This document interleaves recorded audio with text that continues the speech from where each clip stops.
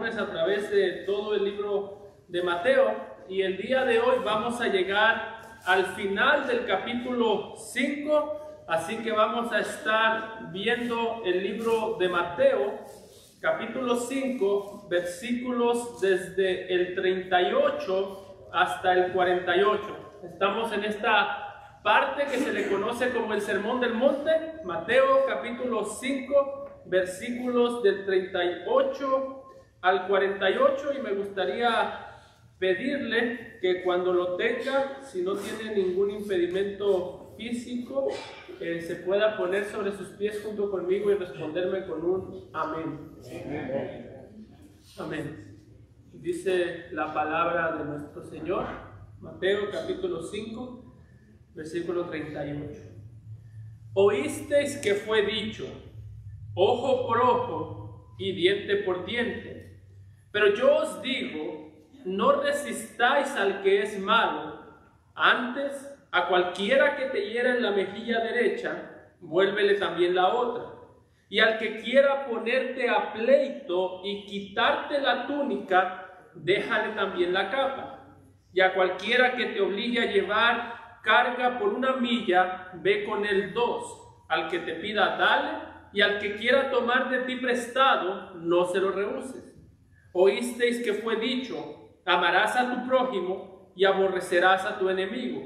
Pero yo os digo, amad a vuestros enemigos, bendecid a los que os maldicen, haced bien a los que os aborrecen y orad por los que os ultrajan y os persiguen, para que seáis hijos de vuestro Padre que está en los cielos, que hace salir su sol sobre malos y buenos, y que hace llover sobre justos e injustos.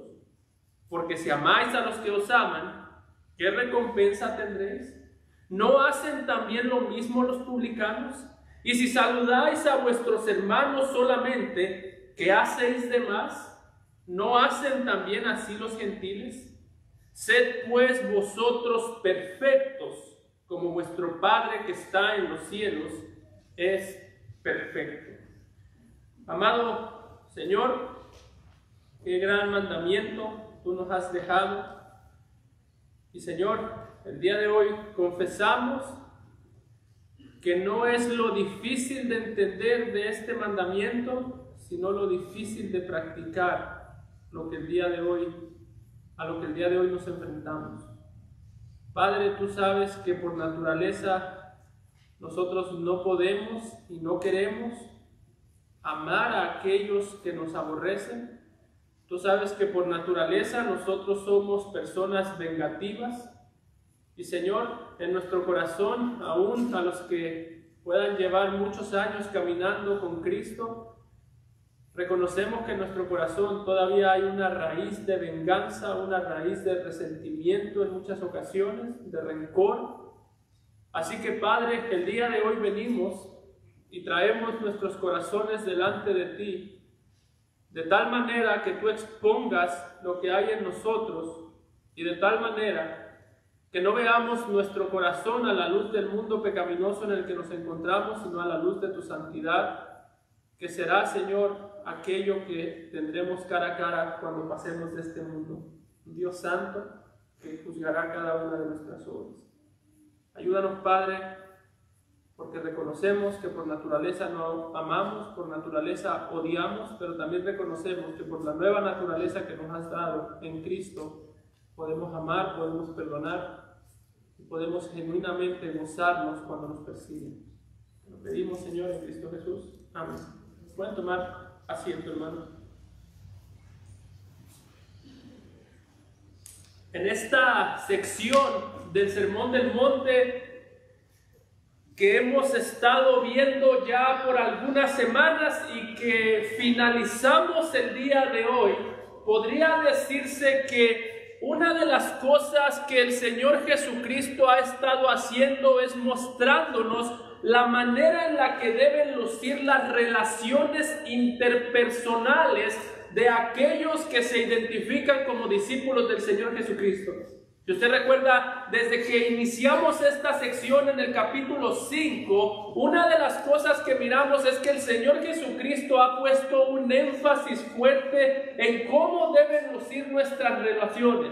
La última vez, la semana pasada, estuvimos hablando acerca del matrimonio. El Señor Jesucristo ha descrito el matrimonio como una relación posiblemente, o mejor dicho, no posiblemente, sino como la relación más íntima que puede haber entre un hombre y una mujer. Y algo que hemos visto es que esta relación está diseñada para presentar el Evangelio del Señor Jesucristo como un ejemplo en el matrimonio. Sin embargo, para este punto, mis amados hermanos, algo que nosotros podemos ver es que el Señor Jesucristo continúa hablando acerca de las relaciones interpersonales. Sin embargo, pasa de hablar acerca de cómo debe lucir la relación matrimonial que tienen sus discípulos, para pasar a describir cómo deben lucir la relación que sus discípulos tienen con sus enemigos. En un sentido, es un contraste de relaciones. Cuando hablamos del matrimonio, hablamos de la relación más íntima que puede existir entre un hombre y una mujer. Cuando hablamos de los enemigos, hablamos de la relación más dividida que puede existir entre los seres humanos. Y algo que el Señor Jesucristo quiere hacer es mostrarnos que a Él le importa tanto la manera en la que luce nuestra relación matrimonial como la manera en la que luce nuestras relaciones con aquellos que se identifican con nuestros enemigos. Es decir, en esto no podemos huir. Si vamos a nuestro hogar, a Dios le importa cómo luce nuestra relación con las personas, con nuestra esposa en nuestro hogar. Cuando salimos de nuestro hogar, dice el Señor Jesucristo, a Dios también le importa cómo luce mi relación, la manera en la que yo respondo con aquellos que no me aman como mi esposa, sino que me odian y me hacen el mal. En un sentido, hermanos, podríamos decir que el corazón humano, mientras se esté relacionando con alguien, siempre va a ser expuesto. Siempre. Si me relaciono con mi esposa de una manera áspera, ahí va a salir lo que hay en mi corazón. Si me relaciono con mi esposa de una manera amorosa, ahí va a salir lo que hay en mi corazón. Y cuando salgo de mi casa, si me relaciono con mis compañeros de trabajo, siempre mi corazón va a estar siendo expuesto mientras yo tenga relación con otro ser humano. Y algo interesante de este pasaje es que para el Señor Jesucristo, la manera en la que nosotros reaccionamos ante aquellas personas que nos odian siempre va a ser una manera en la que podemos ver sin excusas la manera en la que cuidamos nuestro corazón en privado. Escúchame muy bien esto.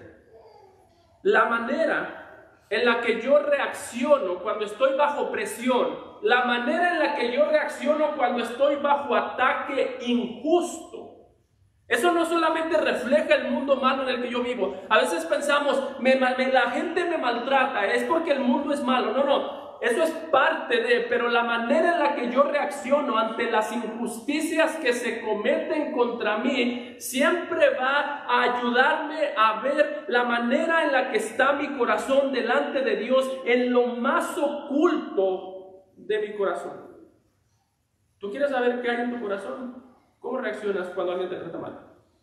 Podemos ver un ejemplo de esto en David, en lugares como 1 Samuel 24:17. En aquella ocasión cuando Saúl estaba persiguiendo a David, trataba de matarlo injustamente. Cuando David tuvo la oportunidad de matar a Saúl, se nos dice que le perdonó la vida. Y escuche usted cuáles fueron las palabras de Saúl cuando David le perdonó la vida.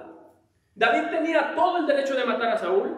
David tenía todas las armas para matar a Saúl. David tuvo la oportunidad para matar a Saúl. ¿Y cómo reaccionó su corazón cuando pudo pagarle a alguien mal por mal? Dice Saúl, le dijo a David cuando le perdonó la vida: más justo eres tú que yo. que me has pagado con bien, habiéndote yo pagado con mal. Es decir, lo que está diciendo Saúl es: David, yo puedo ver lo que hay en tu corazón, porque en el momento que tenías toda la oportunidad de hacerme el mal, me hiciste el bien. La fe tuya se puede ver en la salud de tu corazón, se puede ver en cómo tú no me trataste conforme a lo que me merecía, sino conforme a lo que yo necesitaba. Por eso, yo quiero que el día de hoy, este texto puede ser muy conocido, pero quiero que el día de hoy analicemos cómo reaccionamos nosotros ante la injusticia. ¿Cómo reacciono yo cuando mi esposa me reclama algo de manera injusta, que yo sé que no hice? ¿Cómo reacciono yo cuando en mi trabajo alguien me trata de manera injusta? Porque la manera en la que yo reacciono en público ante la injusticia dice mucho de la manera en la que yo cuido mi corazón en privado ante la presencia de Dios.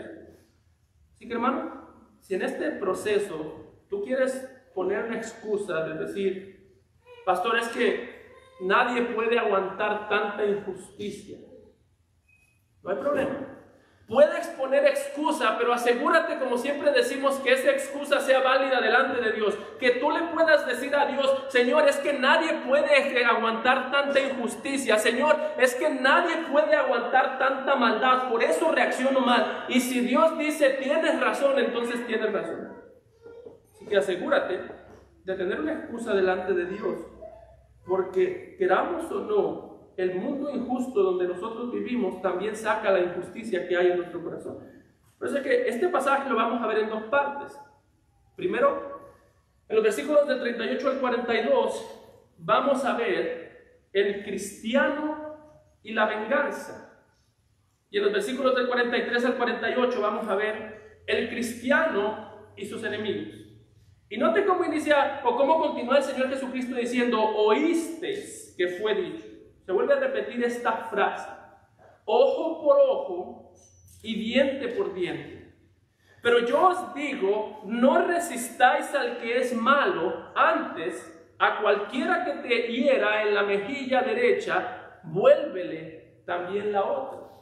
Desde que nosotros vemos este pasaje, una de las reacciones que nosotros podemos tener es que este pasaje nos muestra cómo sería una persona ideal, pero también nos muestra que esto no podría funcionar en el mundo real. Es decir, ¿quién ha conocido a alguien que le peguen en una mejilla y ponga la otra? ¿O quién ha conocido a alguien que le roben algo y le diga al ladrón: ladrón, no solamente te lleves eso, sino llévate esto también? A simple vista podría parecer que en este pasaje Jesús está describiendo una vida que nadie puede llegar a vivir. Y la razón por la que Jesús aquí comienza corrigiendo esto es porque, como hemos dicho, lo que Jesús está haciendo en esta sección es corrigiendo las malas interpretaciones que los escribas y fariseos tenían de la ley. Cuando Jesús dice: oísteis que fue dicho, no está citando solamente el Antiguo Testamento como si dijese: ustedes escucharon que Moisés dijo, pero yo les digo ahora que hagan esto y que hagan. De hecho, hace mucho tiempo, a un gobernante de un país que citó este pasaje y dijo: eso era en el Antiguo Testamento, en el Nuevo Testamento Jesús vino y arregló todo y prohibió la venganza. Pero, hermano, una cosa que tiene que quedar muy en claro de esta sección, en este último sermón que vamos a tener de esta sección, una cosa que debe quedar clara es que Jesús aquí no está corrigiendo el Antiguo Testamento. Jesús aquí no está arreglando las cosas que Moisés dijo mal, y Jesús aquí no tiene ningún problema con Moisés.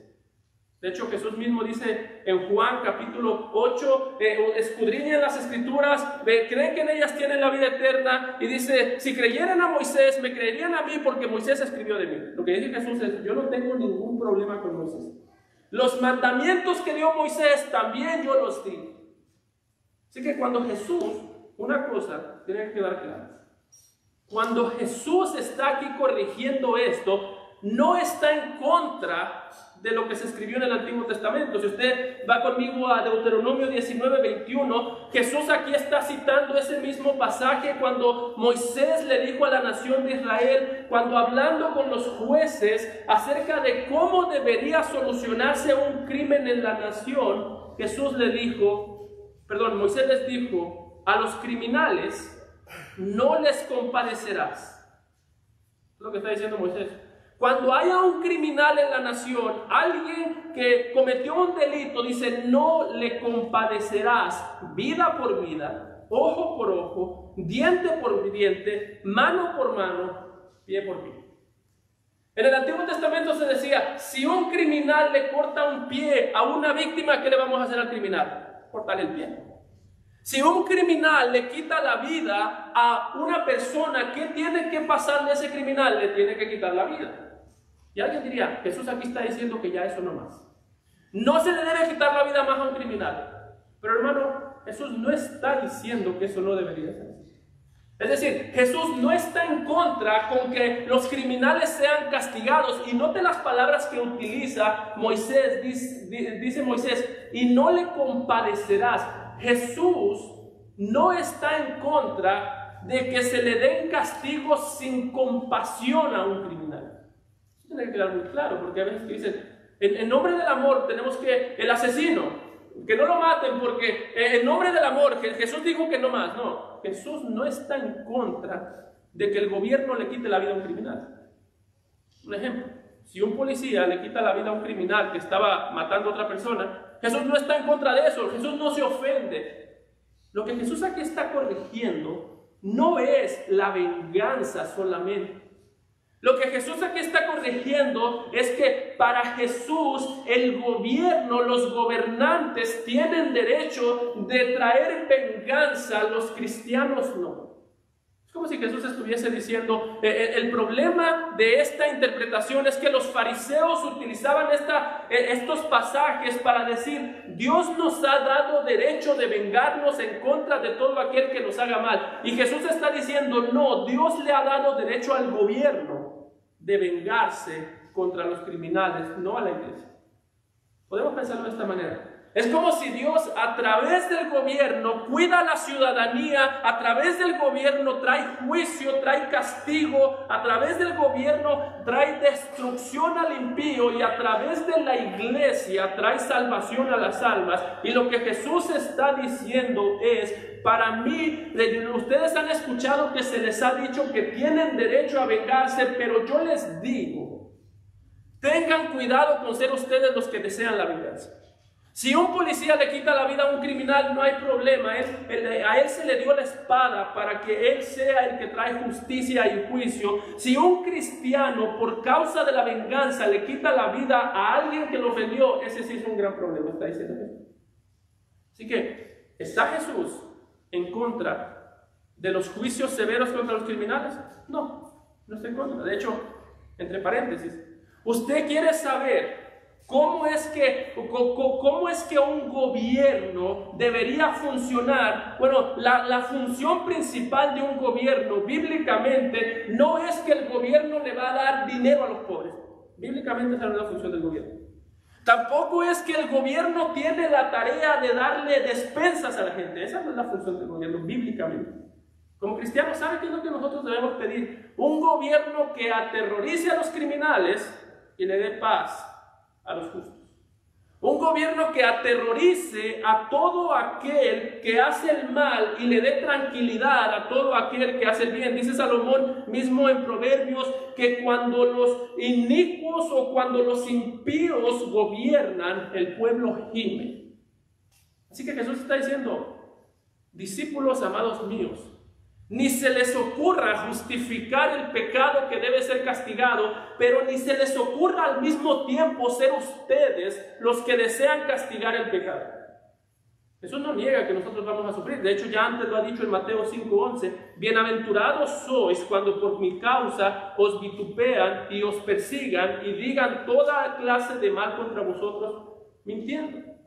Ya Jesús lo había dicho, si ustedes quieren ser mis discípulos van a sufrir. Si ustedes quieren ser mis discípulos van a sufrir injustamente. ¿Y saben qué es lo que está diciendo en este pasaje? Es que la característica principal del discípulo del Señor Jesucristo es que cuando sufre actúa con paciencia, confiando en el Señor. Aquí Jesús está comparando a sus discípulos con los fariseos. ¿Y sabes cuál es la diferencia entre un fariseo y un discípulo? Cuando los fariseos sufren por amor a su nombre, buscan venganza. Cuando los discípulos sufren por amor al nombre del Señor Jesucristo, buscan paciencia. El fariseo, porque ama su gloria, quiere hacer sufrir al que le hace sufrir. El discípulo, porque ama la gloria del Señor Jesucristo, quiere aprender a tener paciencia, misericordia y perdonar al que lo hizo sufrir. Así que, hermano, ¿cómo reaccionas tú cuando alguien te hace sufrir injustamente? Los fariseos decían, me tengo que defender. Y mientras se defendían, entre más se defendían, más ofendían el nombre de Dios. Eso es lo irónico, hermano. Cuando tú y yo nos encontramos defendiéndonos a nosotros mismos, cuando tú y yo nos encontramos vengándonos de aquellos que nos hacen el mal, entre más yo me defiendo, entre más yo ataco al que me ataca, entre más yo defiendo mi nombre y mi gloria, más pisoteo la gloria de Dios. Así que este pecado de la venganza es como todos los pecados.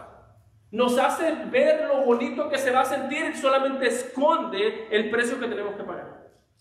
La venganza te dice, al que te hizo mal hazle peor, se va a sentir bonito. Y hermano, debemos nosotros admitir una cosa. Cuando nos vengamos, hay cierto placer. ¿Alguna vez usted le han hecho algo mal?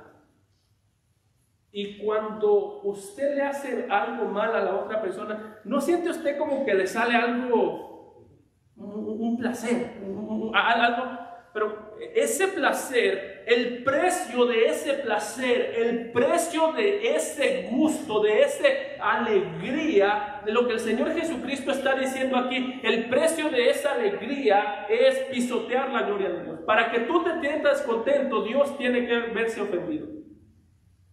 Así que la pregunta de raíz aquí es, ¿qué amas más, la gloria de Dios o la gloria tuya?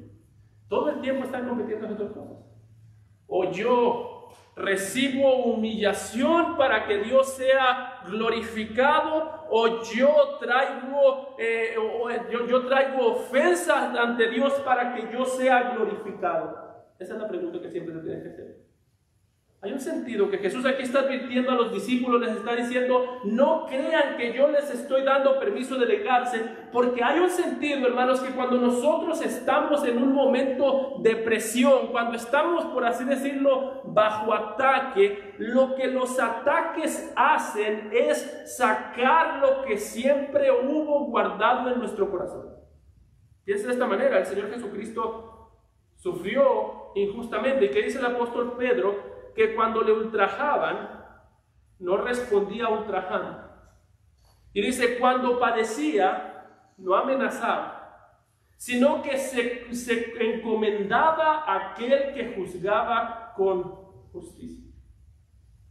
En el momento que Jesús sufrió las injusticias humanas, ¿sabes qué salió de él? Lo que siempre estuvo ahí. Confianza, amor, misericordia. En el momento que Jesús lo escupían, ¿sabes qué salió de su corazón? Lo que siempre estuvo guardando en su corazón. Así que hay un sentido en el que sí, es triste que la gente peque contra mí, pero al mismo tiempo el pecado de la gente muchas veces es el instrumento de Dios para sacar a la luz mi pecado. Es triste que la gente peque contra mí. Es más triste que yo utilice el pecado contra mí como una excusa para yo pecar contra Dios. ¿Usted nota la lógica de eso? Es decir, como alguien pecó contra mí, ahora yo tengo derecho a pecar contra Dios. Quizás nunca lo hemos dicho así, pero eso es lo que estamos diciendo cuando pecamos contra alguien que peca contra nosotros. Y Jesús está diciendo, no crean, no vengan a pensar que nosotros o que ustedes tienen el derecho de vengarse. Una vez más, la diferencia entre un discípulo y un fariseo es que el discípulo, en el momento que es ofendido, busca aprender a confiar al Señor, busca recibir la ofensa para que Dios sea glorificado. El fariseo busca devolver la ofensa para que el nombre de Dios sea pisoteado. Es lo mismo que dijo el apóstol Pablo en 1 Corintios 6:7, cuando estaba hablando con la iglesia de Corinto, cuando había venganza dentro de la iglesia. Escuche cómo dijo Pablo: así que, por cierto es ya una falta en vosotros que tengáis pleitos entre vosotros mismos. Pablo está diciendo, ya es una falta grande que ustedes tengan pleitos dentro de la iglesia. Es una falta grande que tengan pleitos, que cuando alguien te haga mal, tú le devuelvas mal por mal. Es una falta grande ya. Y Pablo, ¿cuál es la solución que tú tienes para ese problema? ¿Por qué no sufrís más bien el agravio? Dice, ¿por qué no sufrís más bien el ser defraudados? Hermano, si alguna vez a ti Pablo te preguntase eso, tienes un pleito con un hermano, tienes un pleito con un compañero de trabajo, y tienes ganas de devolverle mal por mal, si Pablo te preguntara, ¿por qué no sufres el mal? ¿Por qué no sufres mejor la ofensa quedándote callado? ¿Por qué no sufres mejor la ofensa? ¿O por qué no sufres mejor ser defraudado quedándote callado, buscando la paz? ¿Cuál sería tu respuesta? ¿Cuál es una buena razón que tú tienes para vengarte en contra de alguien que te ha hecho mal? ¿Cuál es una razón genuina? Porque a veces, cuando alguien nos ofende, la pregunta es, ¿por qué me pasan estas cosas a mí? ¿Le ha pasado a usted que usted quiere ayudar a alguien y ayudando a esa persona usted sale perjudicado? Y que dice, no, ¿por qué? Mejor no hubiese ayudado yo a nadie. Y usted sale perjudicado y dice, ¿por qué esas cosas me pasan a mí? Déjame te hago esta pregunta y respóndetela en la mente con mucha sinceridad. ¿Por qué no te deberían de pasar esas cosas a ti? ¿Por qué no deberían pasarte cosas malas? ¿Por qué no deberían ofenderte nadie? ¿Por qué todo el mundo tendría que inclinarse ante ti? ¿Por qué Dios puede ser defraudado? ¿Por qué Dios puede ser traicionado y tú no? Hazte la pregunta. ¿Tienes una respuesta para eso? ¿Por qué a Dios sus hijos lo pueden defraudar y Dios tratarlos con misericordia? Pero ¿por qué a ti tus hijos cuando te defraudan tú no los puedes tratar con misericordia? ¿Cuál es el problema? No estoy diciendo que debemos buscar que la gente nos maltrate. No me escuche aquí decir que tenemos que ser masoquistas. Lo que estoy diciendo es que la pregunta que Pablo le dice a la iglesia de Corinto es, así que, por cierto, es ya una falta entre vosotros que tengáis pleito entre vosotros mismos. Y la pregunta, Pablo dice, denme una razón de por qué ustedes no deberían sufrir un agravio. Denme una sola. ¿Por qué siempre tienen ganas de tener la razón? ¿Y sabes por qué es, hermano? Porque la promesa de Satanás en Génesis 3 fue, de cierto, el día que de él comiereis seréis como Dios. Así que en nuestro mundo preferimos que ofendan a Dios a que nos ofendan a nosotros. Cada vez que tú y yo nos vengamos de lo que estamos haciendo, ofende a Dios, no hay problema. El problema es cuando me tratas de ofender a Dios. Ofende a Dios, no hay ningún problema, no hay ningún problema. Cada vez que nosotros nos vengamos le estamos diciendo, no hay ningún problema que tú pisotees el nombre de Dios, pero ten mucho cuidado con pisotear el mío. Así que es muy fácil decir, soli Deo gloria, solo la gloria de Dios. ¿Te has defendido alguna vez? ¿Te has vengado alguna vez? Ahí estás diciendo no soli Deo gloria, sino solo mi gloria. Eso es lo que está detrás de esto. Es fácil decir, queremos cantar para la gloria de Dios, queremos predicar para la gloria de Dios, queremos hacer iglesia para la gloria de Dios, pero el Señor está diciendo, y lo que dice el apóstol Pablo es, tú puedes vivir para la gloria de Dios en el momento que tu gloria esté siendo pisoteada. Para que Dios sea exaltado es necesario que mi gloria sea pisoteada. Para que Dios sea dado a conocer glorioso es necesario que yo sea dado a conocer humilde, reconociendo y perdonando el pecado. ¿Qué dijo Juan el Bautista? Es necesario que Él crezca y que yo mengue. Entre más pequeño sea yo, mejor. Pero hermano, mucho me temo que ese no es nuestro sentir. Nuestro sentir es necesario que Él mengue, pero que yo me mengue. Así que tengan mucho cuidado la próxima vez que alguien te ofenda en tu trabajo. Recuerda, lo que está en juego no es tu gloria, es la de Dios. Lo que está en juego no es que tú seas respetado solamente. Lo que está en juego es que el Señor sea honrado en medio de los creyentes, de los incrédulos. Así alumbren vuestras buenas obras, dijo el Señor Jesucristo, para que los incrédulos vean y glorifiquen a vuestro Padre que está en el cielo. Está diciendo el Señor Jesucristo, en el momento que ustedes más sufran, donde estén en el momento de más tinieblas, es cuando más deberían preocuparse por brillar, perdonando, siendo misericordiosos y dando la misma gracia que han recibido. A veces decimos, el mundo está lleno de tinieblas. Eso no es novedad. La pregunta no es si el mundo está lleno de tinieblas. La pregunta es si donde tú estás las tinieblas se van. El mundo está lleno de tinieblas y siempre va a estar, pero dijo Jesús, vosotros sois la luz del mundo. El punto no de Jesús es, no te preocupes por las tinieblas, preocúpate por ser la luz. Y aquí Jesús nos está diciendo, parte de aprender a brillar en el mundo, parte de aprender a ser como hijos de Dios, es aprender a dejar la causa y la venganza en manos de Dios. Por eso note como dice el versículo 39 y 40. Pero yo os digo, no resistáis al que es malo, antes bien, a cualquiera que te abofetee en la mejilla derecha, vuélvele también la otra. Y al que quiera ponerte pleito y quitarte la túnica, déjale también la capa. Una vez más, pareciera que este versículo nos está invitando a vivir en una vida de masoquismo. Si alguien me pega en una mejilla, le pongo la otra. Había un chiste que decía, si a mí alguien me pega en la mejilla, yo voy a poner la otra, la del prójimo, morada. Pareciera que aquí nos está diciendo algo que es hasta ridículo, porque está diciendo el Señor Jesucristo, si te pegan una cachetada, pon la otra mejilla. Si te quieren quitar algo, dale más al ladrón de lo que te quiere quitar. Pero hermano, algo que debemos de entender de este pasaje es que el punto de este pasaje no es que tomemos esto literal. Es decir, si a usted alguien le da una cachetada, el punto no es que tiene que ponerle la otra mejilla. Eso no está hablando en términos literales.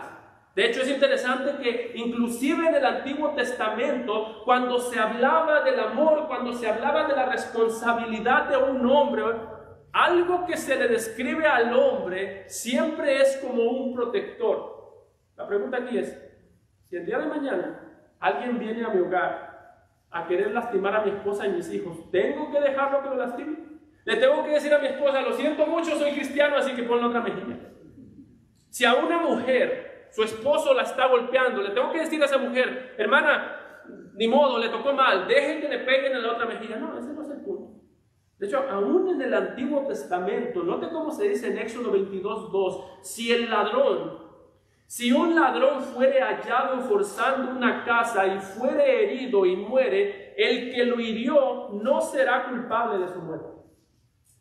Aún en el Antiguo Testamento lo que se nos dice es la persona, el cristiano, se traduciría al Nuevo Testamento, el cristiano que ve a una persona tratando de lastimar su familia, su esposa y sus hijos y los defiende quitándole la vida al agresor, no es culpable delante de Dios. El punto de este pasaje no es que nosotros no tenemos derecho a defender. Si el día de mañana, hombres, un ladrón se quiere meter a su casa, yo espero que la única manera que ese ladrón pueda lastimar a tu esposa es que ya te mató a ti. Tu trabajo es cuidar a tu esposa, a tus hijos. Pastor, ¿y qué hay de la otra mejilla? Hay momento para poner la otra mejilla, hay momento para defenderse. El punto aquí no es que no tenemos derecho a defendernos. El punto de este pasaje es que no tenemos derecho a vivir persiguiendo a los que nos ofenden. Si un ladrón quiere entrar a mi casa, yo tengo todo el derecho de defender a mi familia usando la fuerza que tenga que usar. Pero si un hermano, si un compañero de trabajo no pone en riesgo mi vida, si un compañero de trabajo me ofende y yo vivo constantemente buscando hacerle el mal, si mi meta de vida es hacer que esa persona sufra, ahí es donde está la venganza.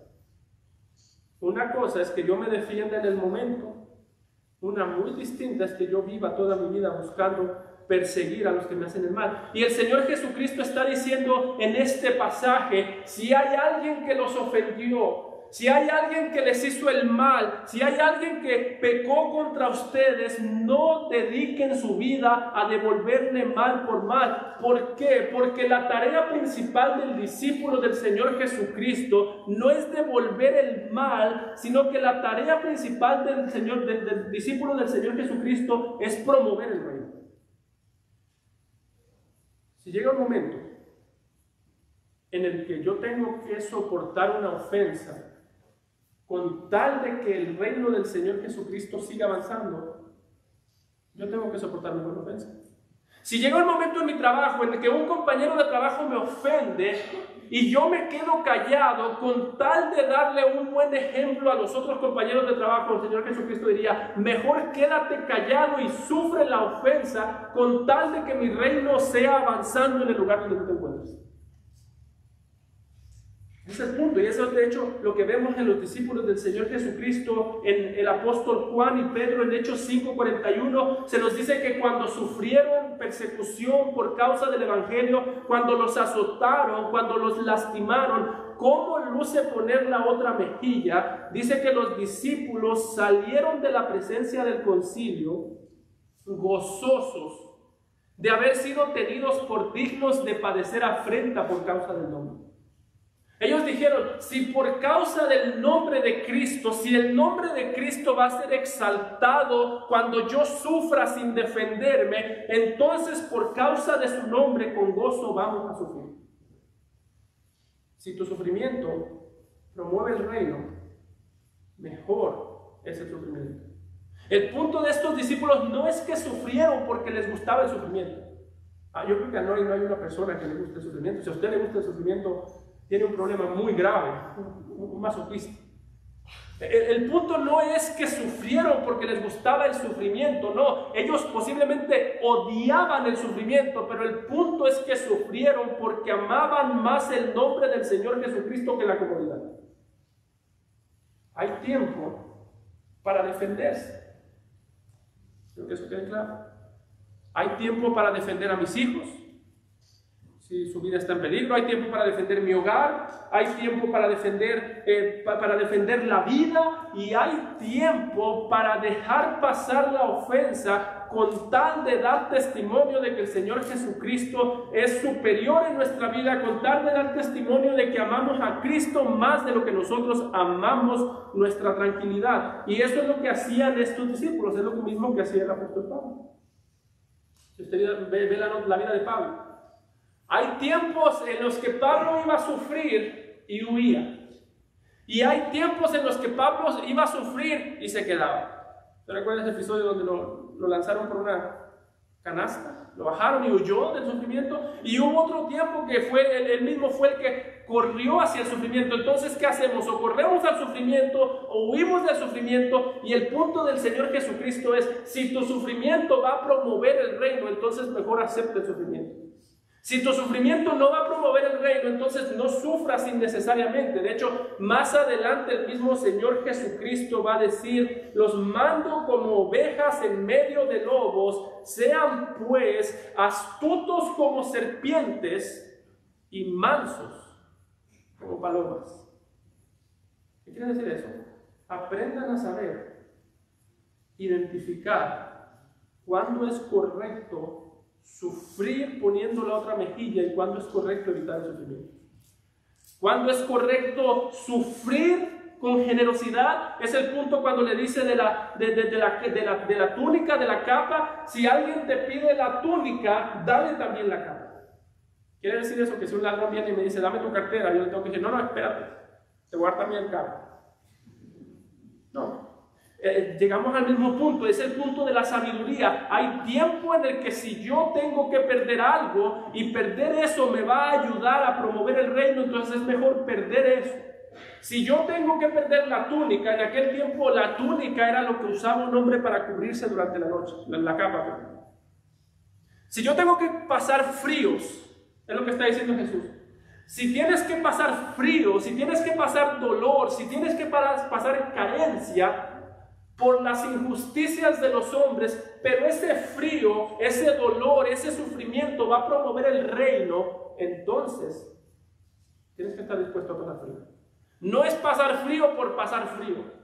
Es pasar frío o pasar dolor o pasar carencia por causa del reino. Es lo mismo que el apóstol Pablo dijo en 2 de Corintios 12:15, cuando habló con los corintios y les dijo: y yo con el mayor placer gastaré lo mío, y aún yo mismo me gastaré del todo por amor de vuestras almas, aunque amándoos más sea amado menos.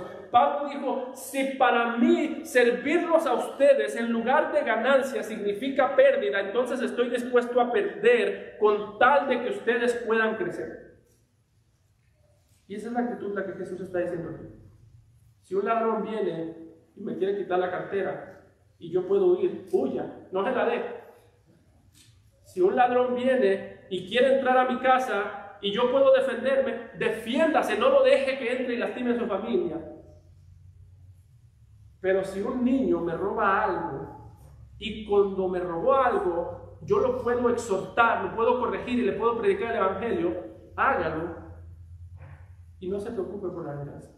Es lo que está diciendo el Señor Jesucristo: si ustedes por servirme van a sufrir, estén dispuestos a sufrir, porque muchas veces servir al reino y en lugar de darme una ganancia, en lugar de darme algo, me va a quitar todo. Y Jesús está diciendo: asegúrense de que si son mis discípulos, ustedes estén dispuestos a amarme a mí más de lo que aman sus pertenencias, más de lo que aman la comunidad. Es lo mismo cuando dice: si alguien te pide que lleves algo una milla, llévala una más. Es donde sale el dicho de caminar la milla extra. En aquel tiempo era común que los soldados romanos, solamente por placer, veían a un judío y le echaban una carga le ponían una carga encima y le decían: camina una milla con esta carga. Tenían derecho a hacer que cualquier judío, sin razón alguna, caminara una milla solo para molestarlo. Y Jesús está diciendo: si alguien te pide que camines una, tú ve con él 2. Y hermano, esto debió haber sido muy decepcionante para los discípulos que lo escucharon. ¿Sabe por qué? Porque los discípulos estaban sufriendo bajo el Imperio Romano. El Imperio Romano los humillaba, como digo, los hacía cargar cosas por una milla sin razón alguna, sin tener un derecho, por así decirlo, sin tener una razón válida. Los trataban con injusticia. Ellos esperaban que Jesús llegara para destruir el Imperio Romano, y lo que Jesús está diciendo es: lejos de yo querer destruirlo, quiero que ustedes lo sirvan. Así que seguramente Jesús decepcionó a los discípulos. Y cuando escuchamos estas palabras, seguramente Jesús nos decepciona a nosotros también. Como si los discípulos dijeran: no, nosotros queremos que nos liberes de Roma, no que nos mandes a servirnos. Pero si tú te sientes decepcionado de servir a aquellos que te odian, eso es solamente una evidencia del amor al mundo, del amor a tu propia gloria que hay en este mundo. Lo que Jesús está diciendo: si quieren ser mis discípulos, si quieren presentar madurez, si ustedes realmente quieren mostrar una madurez verdadera, asegúrense de que esa madurez verdadera se ve reflejada en la manera en la que ustedes están dispuestos a morir por ustedes, a morir por causa de mí y por causa del evangelio. Asegúrense que están dispuestos a sufrir para hablar de mí, para darme a conocer a mí. ¿Sabe qué es lo triste que sucede con los discípulos de Cristo el día de hoy, hermano? Que nosotros vivimos obsesionados por defendernos porque conocemos muy poco de cómo Jesús nos defendió a nosotros en la cruz. Nosotros vivimos obsesionados de defendernos, obsesionados de hablar de nuestros derechos, obsesionados de hablar de las cosas que nosotros nos merecemos. Vivimos obsesionados de hablar de nosotros mismos porque tenemos muy poco que hablar acerca del Señor Jesucristo. Alguien decía que los hombres que viven pensando todo el tiempo en sí mismos, los hombres que viven todo el tiempo pensando en sus derechos, todo el tiempo pensando en lo que se merecen, todo el tiempo pensando en aquello, a manera en la que deberían tratando. Los hombres que viven pensando mucho en sí mismos, decía esta persona, son hombres que piensan muy poco. La característica del que no piensa es que piensa demasiado en él. Piensa demasiado en él. Y Pablo, o el Señor Jesucristo aquí está diciendo, asegúrate de amar mi gloria tanto que si tienes que sufrir la humillación de cargar alguna milla, lo hagas con gozo para mi gloria. Asegúrate de que cuando te pongan una carga en la espalda de manera injusta, asegúrate de pensar o de ver como si fuese yo el que te puso esa carga. Si el día de mañana te ponen a hacer algo en tu trabajo que no te gusta, que es injusto, dice Jesús, asegúrate de pensar que fui yo el que te pidió que hiciera eso. El mismo Pablo, cuando hablaba de sus sufrimientos, no se veía a sí mismo como un hombre que sufría en las manos de los hombres. Pablo nunca dijo, qué injusta es Roma. Qué injustos son los judíos que me agarran a golpes apenas tienen tiempo. ¿Qué fue lo que dijo el apóstol Pablo en Efesios 3:1? Pablo, prisionero de Cristo Jesús. Está diciendo Pablo, yo estoy en la cárcel porque Jesús me metió a la cárcel. Si las puertas de la cárcel no se abren de par en par para que yo salga, es porque Jesús las quiere tener cerradas para mí. Eso es llevar la milla extra. Si el día de mañana tú estás sufriendo una injusticia y no se arregla la injusticia, es porque el que tiene poder para arreglarla no ha querido arreglarla. Y dice Jesús, asegúrense de tomar eso como que viene de mi mano. Decía Job, tomaremos de Dios lo bueno y rechazaremos lo malo. De la boca del Altísimo no sale tanto lo bueno como lo malo, dice Jeremías en Lamentaciones capítulo 3. Así que cuando nosotros renegamos de la injusticia, está bien lamentarnos, está bien llorar, está bien en muchas ocasiones mostrar tristeza, no hay ningún problema, pero cuando nosotros vemos las injusticias como un olvido de Dios, como que Dios me ha olvidado, como que yo no me merezco esto, es porque posiblemente pasamos más tiempo adorando la comodidad que al Dios que muchas veces da y quita la comodidad. El problema de nosotros como cristianos es que amamos la comodidad más de lo que amamos a Dios. Amamos defender nuestros derechos más de lo que amamos hablar de su gloria. Y hermanos, ¿sabes cuál es el punto? ¿Por qué el apóstol Mateo puso estas palabras aquí? Porque Mateo está presentando a Jesús, hablándonos de los sufrimientos que nosotros debemos sufrir por causa de su reino y hablándonos de los sufrimientos que él más tarde sufriría por causa de nosotros.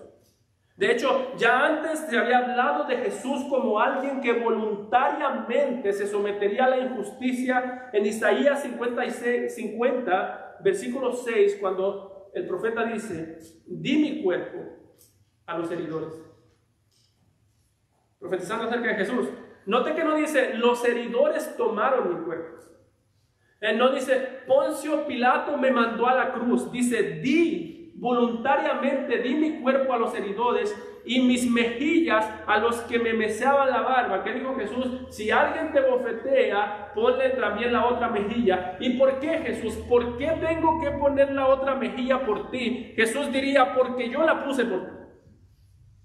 Jesús, ¿por qué yo tengo que poner la otra mejilla para que tu reino avance? Y Jesús diría, porque yo puse mis mejillas para que tu alma sea salva. Él puso sus mejillas para que tú y yo seamos salvos, y lo que Él dice es, pongan ustedes ahora la suya, pongan ahora ustedes su cuerpo, tomen ahora su cruz para que mi reino avance. Yo tomé la cruz para que tú entres al reino, tú tomas la cruz para que mi reino entre al mundo. Ese es el punto de Jesús. di mi cuerpo a los heridores y mis mejillas a los que me mesaban la barba. No escondí mi rostro de injurias y de esputos. Sino, hermano, di, yo lo puse, yo caminé, yo sufrí. Antes de que yo entrara en gloria, pasé por la humillación. Y Jesús está diciendo, antes de que ustedes entren a la gloria, asegúrense de vivir de tal manera que voluntariamente pasen por la humillación. Por eso continúa diciendo, oíste que fue dicho, amarás a tu prójimo y aborrecerás a tu enemigo. Pero yo os digo, amad a vuestros enemigos, bendecid a los que os maldicen, haced bien a los que os aborrecen y orad por los que os ultrajan y os persiguen, para que seáis hijos de vuestro Padre que está en los cielos, que hace salir su sol sobre malos y buenos, y que hace llover sobre justos y injustos. El punto aquí es muy similar. Ustedes no tienen derecho a vengarse, dice Jesús, y ustedes tampoco tienen derecho a odiar. De hecho, van a tener enemigos, pero no tienen derecho a odiarlos. ¿Alguien entiende? Entonces, ¿para qué quiero enemigos? Si lo divertido de tener enemigos es odiarlos. Y Jesús es como si dijese, los enemigos sí los van a odiar a ustedes, pero ustedes asegúrense de no estar odiando a los enemigos. Y noten que aquí se repiten las palabras, oísteis que fue dicho, amarás a tu prójimo y aborrecerás a tu enemigo. Al parecer los fariseos utilizaban algunos versículos del Antiguo Testamento para decirle a los israelitas, el mandamiento número 1 o el segundo mandamiento, ¿cuál es? Ama a tu prójimo como a ti mismo. Y preguntaban, ¿y quién es mi prójimo? Los fariseos decían, el prójimo de un israelita es otro israelita. Y los gentiles, a esos tenemos que odiarles. Así lo entendían ellos este mandamiento. Es como si yo le dijera a usted, hermano, usted tiene que amar a los cristianos, pastor, y a los incrédulos, no, a eso sí, descárgueles la ira. Así lo enseñaban los fariseos. Y Jesús está diciendo, ustedes escucharon que fue dicho que hay un derecho de odio. Hay un derecho de desearle el mal y de odiar a los enemigos. Muy posiblemente también tomaban pasajes como Salmo 97:10 cuando dice, los que amáis a Jehová, aborreced el mal. Los fariseos decían, aborreced el mal y al que hace la maldad. Pero aquí Jesús una vez más está diciendo, una cosa es que los fariseos les digan una verdad a medias, que amen al prójimo. Si se trata de amar al prójimo, amén. Pero Jesús también está diciendo, recuerden que su prójimo es todo aquel que fue hecho a la imagen de Dios como ustedes. La persona que te golpeó o la persona que te humilló es tu prójimo porque está hecho a la imagen de Dios igual que tú. Y Jesús está diciendo aquí, asegúrense de que van a practicar el amor principalmente o poniendo un énfasis con aquellos que no quieren amarlos a ustedes. ¿Saben cuál es una cosa rara del amor, hermanos? Que todos los seres humanos tenemos un momento en el que sentimos que tenemos derecho de odiar, y es cuando estamos aprendiendo a amar. No sé si alguna vez usted ha escuchado ese dicho que dice, hay gente que es muy fácil de amar y hay gente que es muy difícil. Jesús diría, si es gente, no es fácil de amar. Y si es amor, no es fácil. Hay gente que es agradable, sí, y hay gente que es desagradable también, pero la persona agradable no es más fácil de amar que la persona desagradable. ¿Saben cuándo es que usted aprende a amar a una persona agradable? Cuando esa persona se comporta de manera desagradable. La característica del amor es que cuando nosotros menos razones tenemos para amar a alguien es cuando más lo amamos. Eso es el amor. La característica del amor es que yo trato de mejor manera a los que podría estar tratando de una manera muy mala. Si yo nunca he hecho eso, yo nunca he amado. Pablo mismo dice en 1 de Corintios 13, el amor es sufrido. Si yo no he sufrido por amar a alguien, yo no lo he amado. Pastor, es que la gente es difícil. Es que ahí es donde estás aprendiendo a amar. La escuela del amor, o en muchas ocasiones cuando Dios quiere enseñarnos una lección de amor, nos va a pasar por una situación de dolor. ¿Cómo tú reaccionas cuando alguien te trata mal? Así de amoroso eres tú. ¿Quieres saber tú inclusive cuánto tú amas a la iglesia del Señor Jesucristo? ¿Cómo tú reaccionas ante la persona más inmadura? Hay gente con la que uno nomás no es compatible. Desde que uno los ve, dice, quisiera que hoy se congregue en otro lado, yo me congregue. ¿Cómo tú tratas al cristiano más inmaduro de la iglesia? El que no conoce las mismas doctrinas que tú, el que cree las doctrinas diferentes que tú, el que no ama las mismas cosas que tú. ¿Cómo tú tratas a ese cristiano, el más inmaduro de todos, el que todavía se le salen las malas palabras? ¿Cómo tratas a ese cristiano más inmaduro de todos? Y eso es lo que tú amas a la iglesia del Señor Jesucristo. Pablo lo dice, el amor es sufrido, no se irrita, no guarda rencor, todo lo sufre, todo lo cree, todo lo espera, todo lo soporta. Cuando menos ganas tengo de amar a alguien, es cuando más estoy aprendiendo a amar a alguien. Y el Señor Jesucristo nos dice amar de esa manera, amar a las personas que no lo merecen, es la característica de aquel que se parece a su Padre que está en el cielo. Jesús está diciendo, ustedes están rodeados de gente que no merece ser amada. Me gustaría ser el cada vez que dice, dígale a su vecino tal cosa. Dígale a su vecino, tú no mereces ser amado. De todos los que están aquí, ninguno de ustedes ni yo merecemos ser amados. Tú no mereces que tu esposa te ame. Mujer, tú no mereces que tu esposo te ame.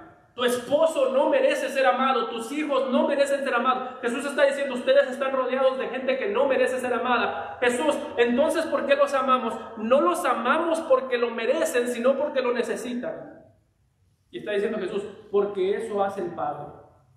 El Padre no ama al impío porque lo merece. El Padre ama al impío, a los incrédulos que están allá afuera. Dios los ama no porque ellos lo merecen, sino porque ellos lo necesitan. Y dice Jesús, una muestra de ese amor es el sol que sale todos los días y la lluvia que cae en tiempos de lluvia.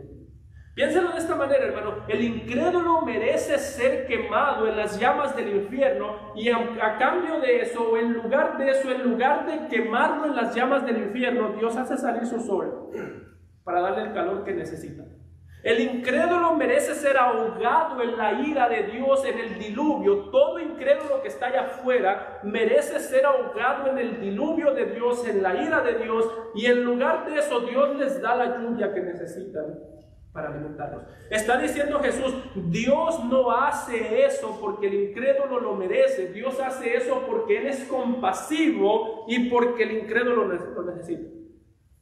La bondad de Dios no nos dice nada de la rectitud del hombre, nos dice más del corazón de Dios. ¿Qué me refiero con eso?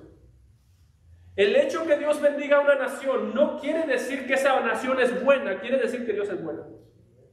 El hecho que Dios bendiga a un pecador, aún al peor, cuando el impío prospera con salud, cuando el impío recibe bondad de Dios, no quiere decir que el impío es bueno, quiere decir que Dios es bueno. El hecho que tú y yo tratemos mal a alguien que nos trata mal, no quiere decir solamente que la persona que nos trata mal es mala, quiere decir que tú y yo somos malos. Dice Jesús, mi Padre hace cosas compasivas porque Él es bueno, no porque el hombre es bueno. Así que la característica del cristiano maduro que está creciendo no es que trata a la gente como se lo merece, sino como lo necesita. No tratamos bien a los incrédulos porque lo merecen, hermano. Los incrédulos no lo merecen. Y tus hijos no lo merecen. Tu esposa, tu esposo, nadie lo merece. Pero dice Jesús, en el momento que ustedes tratan a la gente con amor, a los que los odian con amor, en ese momento están comportándose como mi Padre o como su Padre que está en el cielo. Dice el versículo 6, porque si amáis a los que os aman, ¿qué recompensa tendréis? ¿No hacen también lo mismo los publicanos?